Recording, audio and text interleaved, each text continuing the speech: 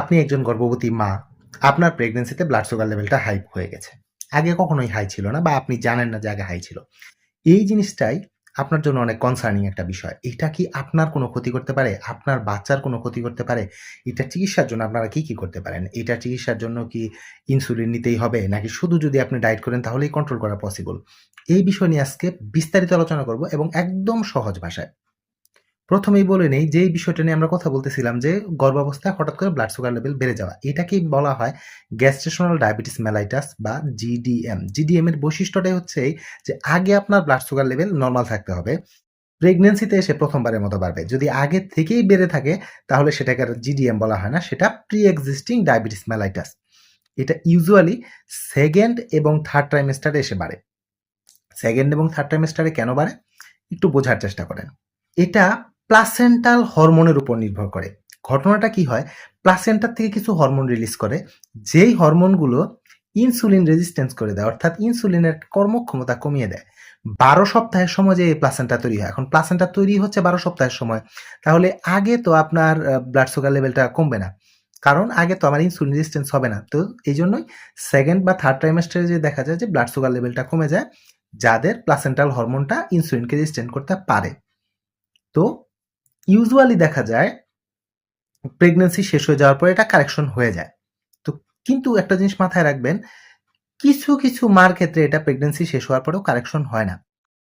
সম্ভাবনা বেশি সে pre existing diabetes মেলাইটাসেরই patient, কিন্তু সে জানতো না, অর্থাৎ এটা তার ডায়াগনোসিসই হয়েছিল না যে সে আগের থেকেই ডায়াবেটিসের পেশেন্ট ছিল। এটা তো আমরা জানলাম জিডিএম জিনিসটা কি। প্রশ্ন হচ্ছে এটা কাদের হওয়ার সম্ভাবনা বেশি। কাদের হওয়ার সম্ভাবনা বেশি বলে মনে রাখবেন, যাদের ফ্যামিলিতে ডায়াবেটিসের হিস্ট্রি আছে তাদের হওয়ার সম্ভাবনা বেশি। আপনার আগে যদি আগের প্রেগন্যান্সিতে জিডিএম হয়ে থাকে তাহলে আবার হওয়ার সম্ভাবনাটা বেশি। আপনার বাচ্চা যদি আগের প্রেগন্যান্সিতে অনেক বড় বাচ্চা হয়, যেটা 4 কেজি বা তার চেয়ে বেশি ওজনের হয়, সম্ভাবনা বেশি আপনার জিডিএম ডেভেলপ করতে পারে। আপনার ফ্যামিলি হিস্ট্রি থাকলো, আপনার বাচ্চার আগের বাচ্চার ওজন বেশি থাকলো, আপনার নিজের ওজন যদি বেশি থাকে সেক্ষেত্রেও হতে পারে। এবং আপনার যদি লেট প্রেগন্যান্সি হয়, লেট প্রেগন্যান্সি কি 30 বছরের পরে, 25 বছরের পরে হলে হয়, ইউজুয়ালি 30 বছরের পরে যদি আপনি প্রেগনেন্ট হন এবং আপনার স্বাস্থ্য যদি বেশি থাকে, মানে আপনার যদি ওবিসিটি থাকে, ফেয়ার চান্স আপনার সম্ভাবনা বেশি আপনার জিডিএম ডেভেলপ করে যেতে পারে। তো এই ধরনের মারা হাই রিস্ক ফর জিডিএম, কিন্তু এর কোনোটাই নাই, তারপরেও আপনার জিডিএম হতে পারে। So it depends on lakh, অনেকটা লাকের উপর নির্ভরশীল। ভাগ্য খারাপ হলে জিডিএম হয়ে যায়। তো এখন জিডিএম যদি হয় এর কি কোনো লক্ষণ আছে? এটা একটা খুবই কনসার্নিং প্রশ্ন। মনে রাখবেন জিডিএম এর তেমন কোনো লক্ষণ আসলে থাকে না। যে লক্ষণগুলা থাকে সেই লক্ষণগুলা প্রেগন্যান্সিতে কমন। কি অসম্ভব রকম শরীর দুর্বল থাকে এই মাদের। একটু হাঁটাচলা করলেই শ্বাসকষ্ট ডেভেলপ করতে পারে, একটু পরিশ্রম করলেই তাদের খুব খারাপ লাগে, কোনো মার দেখা যায় বমি বমি ভাব হয়, কোনো মার আবার ক্ষুধা বেড়ে যায়। এবং ক্ষুধা বেড়ে যাওয়া, বমি বমি ভাব হয়, এই জিনিসগুলো কিন্তু প্রেগন্যান্সিতে নরমাল। তো আমরা কনফিউজড হয়ে যাই। এটার জন্য বেটার হচ্ছে আপনি 12 সপ্তাহের পরে একবার ব্লাড সুগার টেস্ট করে নেবেন। আর 28 বা 24 থেকে 28 সপ্তাহের মধ্যে আপনি আবার ব্লাড সুগার লেভেল টেস্ট করবেন। যদি হাই আসে তাহলে ওজিটিটি বলে একটা টেস্ট করা যায়, সেই টেস্টটা আপনি করে নেবেন। সেই টেস্টে যদি পজিটিভ আসে তাহলে আপনি কনফার্ম হয়ে যাবেন যে আপনার জিডিএম বা গ্যাস্ট্রেশনাল ডায়াবেটিস মেলাইটাস ধরা পড়েছে। আপনারা কি বুঝতে পারতেছেন কি বলতেছি? এইটা আমাদের কিন্তু একটু বোঝার বিষয়। জিডিএমটা কি সেটা আমরা জানলাম, জিডিএম এর হাই রিস্ক কারা সেটা আমরা জানলাম, এবং কিভাবে ডায়াগনোসিস করতে হয় সেটাও আমরা জানলাম। তো এই 3টা গুরুত্বপূর্ণ বিষয় কিন্তু আমাদের জানা শেষ। এখন যদি আপনার জিডিএম ডেভেলপ করে যায় তাহলে আপনার কি কি ক্ষতির সম্ভাবনা থাকে, এই জিনিসটা কি আমাদের জানা উচিত না? জানার চেষ্টা নেই? অবশ্যই আছে। এখন আমরা জানবো যে জিডিএম হলে মার কি কি ক্ষতি হতে পারে, তারপর আমরা আলোচনা করব জিডিএম হলে বাচ্চার কি কি ক্ষতি হতে পারে। জিডিএম এ মার যে প্রধান কনসার্নিং বা যে প্রবলেমটা হয়, জিডিএম এর ক্ষেত্রে মার হাই ব্লাড প্রেশার হওয়ার চান্স থাকে, যেটা প্রি এক্লাম্পসিয়ার দিকে মুভ করতে পারে। অর্থাৎ জিডিএম থাকলে আপনার প্রি এক্লাম্পসিয়ার চান্সটাও বেড়ে যেতে পারে। জিডিএম এ কি বললাম, বাচ্চার আকার বড় হয়ে যায়, তার মানে আপনার সিজারিয়ান সেকশনের সম্ভাবনাটা বাড়তে পারে, অর্থাৎ সিজার করে বাচ্চা বের করার সম্ভাবনাটা বেড়ে যায়। আরেকটা জিনিস মনে রাখবেন, যেই মার জিডিএম আছে ভবিষ্যতে তার ডায়াবেটিস হওয়ার সম্ভাবনাটা অনেক বেশি থাকে। এই কোন প্রবলেমগুলো ইউজুয়ালি মা ফেস করে। বাচ্চার ক্ষেত্রে যেটা হয়, বাচ্চা ম্যাক্রোসোমিয়া অর্থাৎ 4 কেজি বা তার চেয়ে বেশি ওজনের বাচ্চা হয়। বাচ্চার ডেলিভারির সময় সমস্যা হতে পারে। কেন সমস্যা হতে পারে? আপনি বুঝবেন বাচ্চা আকারে বড় হয় কিন্তু বাচ্চার লাংস ম্যাচিউর হয় না। তাই বাচ্চা জন্মের পরই দেখা যায় তার শ্বাসকষ্ট ডেভেলপ করতে পারে।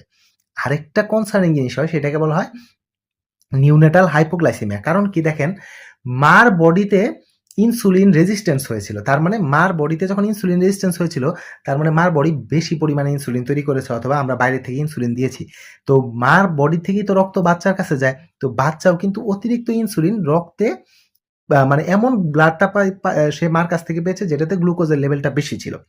তো তার জন্য বাচ্চার বডিতে যে গ্লুকোজ ইনসুলিনটা তৈরি হতো সেটা একটু বেশি পরিমাণে থাকতো। এখন হঠাৎ করে যখন মার বডি থেকে সে বের হয়ে গেছে, তার বডির যে ব্লাড সুগার লেভেল সেটা যতটুকু আছে ইনসুলিন তার চেয়ে বেশি প্রোডাকশন হয়ে আছে। তার ফলে কি হয়, তার ইনসুলিনগুলা কোষের ভিতরে বা সেলের ভিতরে ঢুকে যাচ্ছে। যখন কি হচ্ছে, তখন হচ্ছে ব্লাডে আমাদের গ্লুকোজের লেভেল কমে যাচ্ছে। ব্লাডে যখন গ্লুকোজের লেভেল কমে যায় সেটাকে বলা হয় হাইপোগ্লাইসেমিয়া। তো এই ক্ষেত্রে কি হয় যে বাচ্চা ডেলিভারির পরপরই বাচ্চার হাইপোগ্লাইসেমিয়া ডেভেলপ করে। কিন্তু এটা পজিটিভ জিনিস হচ্ছে ইউজুয়ালি 48 ঘন্টার মধ্যে এটা অটো কারেকশন হয়ে যায়। কিন্তু এই 48 ঘন্টা একটু কনসার্নিং। বেটার হচ্ছে যে সমস্ত মা জিডিএম এর পেশেন্ট তাদের এমন জায়গায় ডেলিভারি করানো যে জায়গায় নিউনেটাল সাপোর্ট আছে এবং ওই 48টা ঘন্টা ওই বাচ্চাটাকে যাতে নিউনেটাল সাপোর্ট দেওয়া হয়। এবং এই ধরনের বাচ্চাদের আরেকটা জিনিস আমি বলি, এদের নিউনেটাল জন্ডিস হওয়ার সম্ভাবনাটা অনেক বেশি থাকে। তো এই সমস্যাগুলো আমরা মার ক্ষেত্রে পাচ্ছি এবং বাচ্চার ক্ষেত্রে পাচ্ছি। এখন সমস্যা তো আমরা পেলাম, এবার ট্রিটমেন্ট কি বলবো? দেখেন, ট্রিটমেন্টের ব্যাপারে আমরা একদম সহজ ভাষায় একটা কথা বলি, সেটা হচ্ছে 3D ট্রিটমেন্ট করা হয়। 3D ট্রিটমেন্টের প্রথম ডিটা হচ্ছে ডায়েট। আপনি চেষ্টা করবেন আপনার ব্লাড সুগার লেভেলটাকে ডায়েটের মাধ্যমেই কন্ট্রোল করার জন্য, তার সাথে ডিসিপ্লিন অর্থাৎ এক্সারসাইজ দিয়ে। যদি এই দুটাতে ফেল করেন তাহলে আপনি ড্রাগসে যাবেন। ডায়েটের ক্ষেত্রে যে জিনিসটা মনে রাখবেন, আপনি খাবেন অল্প অল্প করে কিছুক্ষণ পর পর। ইউজুয়ালি এই ধরনের মাদের আমরা দিনে 5 বার খেতে বলি। 3টা মেইন মিল আর 2টা হচ্ছে 3টা মেইন মিলের মাঝখানে মিল। সেটা কি রকম? ধরেন আপনি সকাল 8টায় ব্রেকফাস্টটা করবেন, দুপুর 2টায় আপনি লাঞ্চ করবেন, রাত্রে 8টায় আপনি ডিনার করবেন। এর মাঝখানে সকাল 11টায় এবং বিকাল 5টায় আপনি আরো 2টা মিল নিবেন, যে মিলটা হবে অল্প খাবারের। এখন আপনি কি কি জিনিস একটু অ্যাভয়েড করলে ভালো হয়? আপনি সাদা চালের ভাত বেশি খাবেন না, আপনি ময়দার রুটিটা বেশি খাবেন। আপনি বেটার হচ্ছে আপনি ঢেঁকি ছাঁটা চাল খেতে পারলে ভালো। আর হচ্ছে আপনি যদি আটা রুটি খেতে পারেন সেটা ভালো। আপনি সফট ড্রিঙ্কস গুলো অ্যাভয়েড করবেন। আপনি চকলেট জাতীয় খাবার, অতিরিক্ত মিষ্টি জাতীয় খাবার, অতিরিক্ত মিষ্টি ফল, এই জিনিসগুলো অ্যাভয়েড করবেন। আপনি প্রোটিন অ্যাড করেন আপনার খাবারে। আপনি যখন প্রোটিন অ্যাড করবেন সেটা আপনার জন্য ভালো, আপনার বাচ্চার জন্যও ভালো। এক্সারসাইজটা খুবই ইম্পর্টেন্ট। অন এভারেজ আপনার চিন্তা করতে হবে আপনি প্রতিদিন 20 থেকে 30 মিনিট হাঁটবেন। সেটা আপনি সকালেও হাঁটতে পারেন। আবার আমরা আরেকটা সাজেশন দেই অনেককে যে আপনি খাওয়ার পরে 10 থেকে 15 মিনিট করে হাঁটুন। এখন খাওয়ার পরে যদি আপনি 10 মিনিট করে 3 বেলা হাঁটেন তাহলে আপনার 30 মিনিট হাঁটা হয়ে যাচ্ছে, অথবা 15 মিনিট করে আপনি হাঁটতে পারেন। এটা আপনার বডির কন্ডিশনের উপর নির্ভর করে আপনি করবেন। এর পাশাপাশি আপনি যে জিনিসটা করবেন, আপনি দেখবেন যে আপনার ব্লাড সুগারটা কন্ট্রোলে আছে কিনা। সেটার জন্য ফাস্টিং এবং 2 আওয়ার্স আফটার ব্রেকফাস্ট আপনি দেখে নিবেন। ফাস্টিং এ যদি আপনার 5.3 বা তার চেয়ে কম থাকে তাহলে আপনার কন্ট্রোলে আছে। 2 আওয়ার্স আফটার ব্রেকফাস্টে যদি 6.7 বা তার চেয়ে কম আছে তাহলে আপনার কন্ট্রোলে আছে। কিন্তু যদি এদের চেয়ে বেশি হয় তাহলে মনে রাখতে হবে যে আপনার ব্লাড সুগারটা আমাদের টার্গেট বা ডিজায়ার্ড লেভেলে নাই। যখন আমরা ডিজায়ার্ড লেভেলে পাবো না, আমরা ড্রাগ এড করব। ড্রাগটা কোনটা এড করব? Best drug in pregnancy is insulin. ইনসুলিনটা হচ্ছে বেস্ট ড্রাগ। বাবা রে বাবা! ইনসুলিন দিয়ে দিবেন? এত পাওয়ারফুল জিনিস! বাবা, ইনসুলিনটা খুবই সেফ ড্রাগ আপনাদের জন্য। কারণ কি জানেন? ইনসুলিন ব্লাড প্লাসেন্টাল ব্যারিয়ারটা ক্রস করে না। ইনসুলিন বাচ্চার বডিতে, এই মাকে যে আমরা আর্টিফিশিয়াল ইনসুলিনটা দিচ্ছি, মানে ইনজেক্টেবল অবস্থায় ইনসুলিনটা দিচ্ছি, হিউম্যান ইনসুলিন যেটা দিচ্ছি, এইটা বাচ্চার শরীরে যায় না।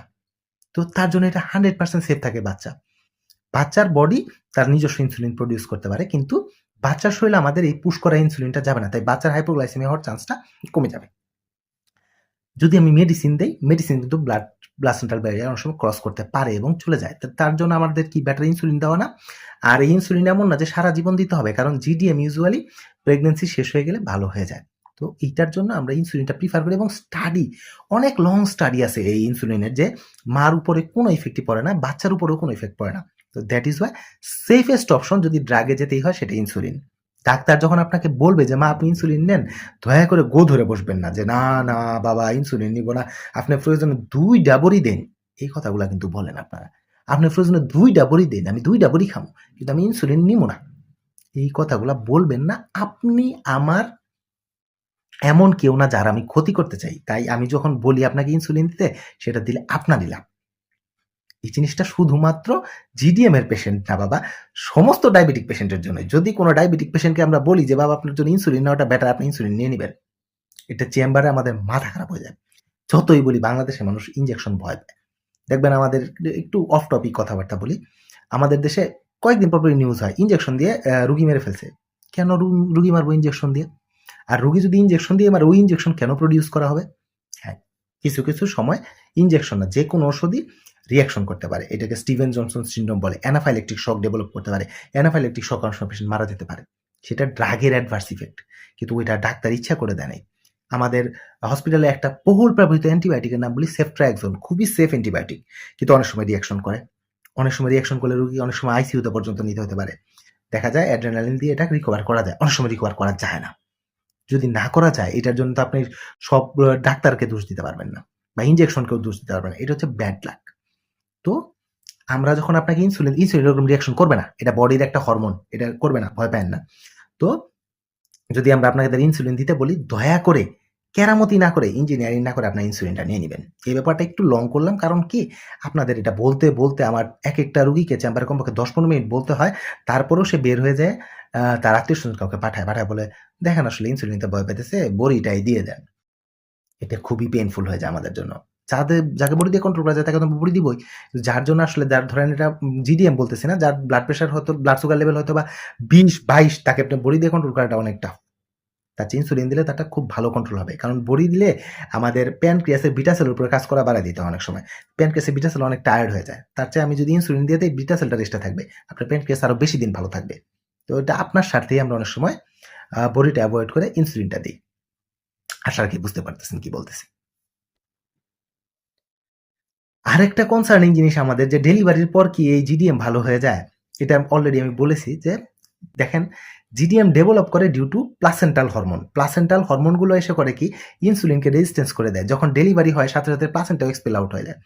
তার মানে আশা করা যায় না, বেশিরভাগ ক্ষেত্রেই 99% ক্ষেত্রেই দেখা যায় যে ডেলিভারির পরে জিডিএমটা ভালো হয়ে যায়। তবে আপনি অবশ্যই ডেলিভারির পরে 6 সপ্তাহ যখন যাবে, 6 থেকে 12 সপ্তাহের মধ্যে একবার ব্লাড সুগার লেভেল চেক করবেন। যদি আপনি ব্লাড সুগার লেভেল হাই পান, আপনি মোটামুটি না, আপনি নিশ্চিতই থাকেন আপনার আগে থেকে ডায়াবেটিস ছিল, যেটা আপনি ধরতে পারেন নাই। কারণ আমাদের দেশে পরীক্ষা নিরীক্ষা কম করা হয়। কিছু রুটিন ইনভেস্টিগেশন আসলে 6 মাস পর করা উচিত, এটা আমাদের দেশে করা হয় না।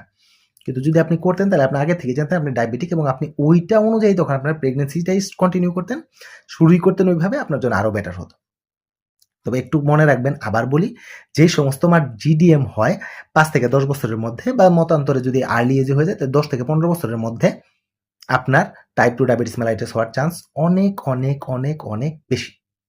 আমার কথাগুলো যদি জটিল লাগে, প্রয়োজনে ভিডিওটা আরেকবার দেখবেন, 2 বার দেখবেন, দেখবেন সহজ লাগতেছে। আমি অনেকগুলো শর্টস তৈরি করেছি এই টপিকটা নিয়ে, সেগুলো দেখে নিতে পারেন, তাহলে আপনাদের জন্য আরো ইজি হয়ে যাবে। এখন একটু বলে রাখি শেষ কথা, এই ভিডিওটা যদি আপনাদের কারো উপকার করে, অবশ্যই কমেন্টে জানাবেন, এবং কোনো প্রেগনেন্ট মা যদি থাকে তার সাথে এই বিষয়টা শেয়ার করবেন। আপনি হয়তোবা দেখতেছেন যার আত্মীয় স্বজনের মধ্যে কেউ প্রেগনেন্ট মা আছে, যদি কোনো প্রেগনেন্ট মা নিজে দেখেন, সে তো অবশ্যই কনসার্ন হয়ে যাবেন। যদি আপনার আত্মীয় স্বজনের মধ্যে কেউ থাকে একজন গর্ভবতী মা, তার সাথে ভিডিওটা শেয়ার করবেন, অথবা কোনো পুরুষ মানুষ যার স্ত্রী গর্ভবতী, সে আপনার ক্লোজ ফ্রেন্ড, তাকে আপনি বিষয়টা শেয়ার করবেন। কারণ ওয়াইফের সবচেয়ে সাপোর্টিং হ্যান্ড কিন্তু তার হাজব্যান্ড। তার হাজব্যান্ড যখন জিডিএম সম্পর্কে জানবে, তখন তার বউকে সে অতিরিক্ত প্রেশার দিবে না। আশা রাখি বুঝতে পেরেছেন। ধন্যবাদ সবাইকে, ভালো থাকবেন।